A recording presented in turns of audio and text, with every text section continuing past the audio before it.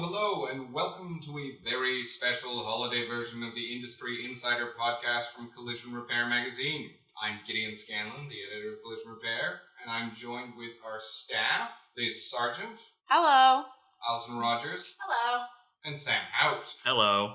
On today's podcast, we talk about the year past and the one yet to come. So Liz, why don't we start with you? Why don't you pick out a headline that you think was the most important one to the collision repair sector this year? Well, I believe the standout event of the year actually isn't an event at all. It was SGI's ever-changing expectations of their accredited auto body shops. Ooh. I know. So throughout the year, we've covered a lot of SGI meetings in which body shop owners were teased with potential new rules and expectations for their shops, as well as some new mandate that was severely hurting small businesses. But it wasn't actually until earlier this month that there was finally some clarity, and SGI explicitly came out with new plans entering 2020. So in mid-December, Saskatchewan Government Insurance announced plans to cut labor rates paid out to facilities that don't meet equipment and training requirements by 50% beginning April of next year.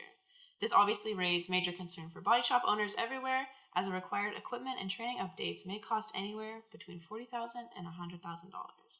So after March of 2021, the door rate may be adjusted for first and second tier shops, but we'll have to wait and see. In addition, sources close to ICBC have said that the insurance company of British Columbia is also likely to announce similar plans in 2020. All right. What's interesting is that a similar thing has happened in Manitoba, where new standards have been raised, and what we've seen there really is an embracing of the ICAR Gold class from Manitoban repair owners, so worth a mention. But Alison, what was the story that you picked out as most important? Well, we are all aware of the uncertainty surrounding advanced driver assistance systems and their corresponding repairs and recalibrations, but further studies have surfaced in recent months. Canadian drivers themselves have also expressed uncertainty in advanced safety features and their so-called life-saving capabilities. There was no one event defining the ADAS panic, though several studies have been pursued in recent months. In September, the Vehicle Collision Experts, a company of collision repairers offering in-shop technical training and support, issued an industry call to action on proper ADAS calibration procedures. Mark Olson, the company's CEO, took to the internet asking for repairer accounts of missed ADAS calibration and presented the results to OEMs at SEMA. But the panic has spread to more than just the automotive sector. A recent study conducted by Desjardins explored what Canadians think about the usefulness of these advanced safety systems in their vehicles. Features like automatic braking, lane departure warnings, and adaptive cruise control. The results showed that 51% of respondents believe that the new safety features are a necessity for today's day and age, as they make the roads considerably safer. However, 48% went as far as saying these technologies pose a risk to road safety. 46% of respondents said Canadian drivers are over-reliant on vehicle safety technologies, while a staggering 80% agreed that Canadians need to be more educated on how to properly use these safety features in their vehicles. So again, the decade-old question emerges. How helpful are advanced driver assistance systems? Mark Olson says OEMs have been ignoring the ADAS confusion among technicians, instead claiming recalibration procedures and their corresponding confusion are not a widespread problem because they're not receiving any complaints at their doors. More than half of Canadian drivers are said to believe safety features are a necessity, but if 80% agree that Canadian drivers are uneducated on their use and abilities, can those numbers be trusted? By now, ADAS and its corresponding procedures are here to stay, and hopefully things will get easier. Take Charles Morin as an example. A tech with 15 years of experience and the winner of this year's Ontario Best of Belron competition. When he talked to Collision Repair about his work and the competition, he said ADAS procedures aren't really an issue of complexity, rather a matter of time, access to equipment, and training. All right. Good points, Alison. And I think third, we're going to move on to Sam here. And what was the big story you'd like to cover? Yeah, so I'm all about those milestones. So I think the moment that stood out to me this year was Fix Auto's acquisition of Carrossier ProColor, which we actually discovered on our way to their training center opening in Milton.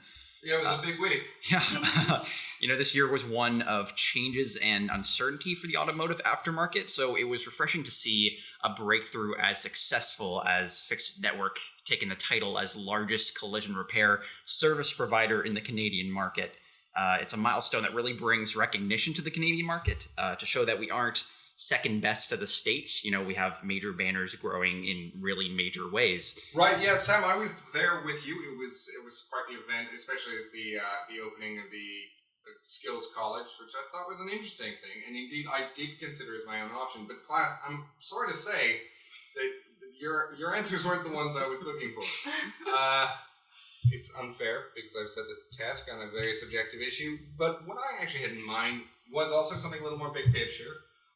But it was the arrival of a dealer first notice of loss technology being tested out in California. Yes, I know, not Canada, but it will have a huge impact on the Canadian collision repair market. And I think that anyone who believes they know how this will play out is overstating their case. Now, what all this does is that the moment Ford receives a notification from a vehicle that has been in a collision, it sends out a notice, a text to the driver to say, here's a list of some repair places that you can take your vehicle to. Now, to me, that is a privilege that always used to belong to insurers. The first person you call after being in an accident is an insurer. Ford had done some studies, and they found that the one group that people were prepared to trust more than their auto insurers on who can fix my vehicle is the manufacturers themselves. And obviously this could, if it goes mainstream, really tug at the fabric of how the auto insurance system works. The modus operandi for Ford is going to be very different than it is for an auto insurer. They want to preserve the quality of their vehicles on the road and the reputation of them on the road after accidents. So they're very much going to be pushing for shops that are certified, that they have an established relationship with, but not concerned with the final price. Whereas obviously on the insurer side, there is a desire to keep that price low. What impact this will have, whether this will work, whether it's sustainable at all, it's something I've written about, and I think it remains to be seen. But I do think it will start have huge, long-lasting consequences for Canada and Canada's auto repair industry very soon. Well, I think that's about it for today. Thank you all for a year with Collision Repairs Industry Insider Podcast. In next year, we're going to a weekly format and always open to ideas from our listeners. If you'd like to get in contact with us, do reach out to our podcast producer, Sam Haupt.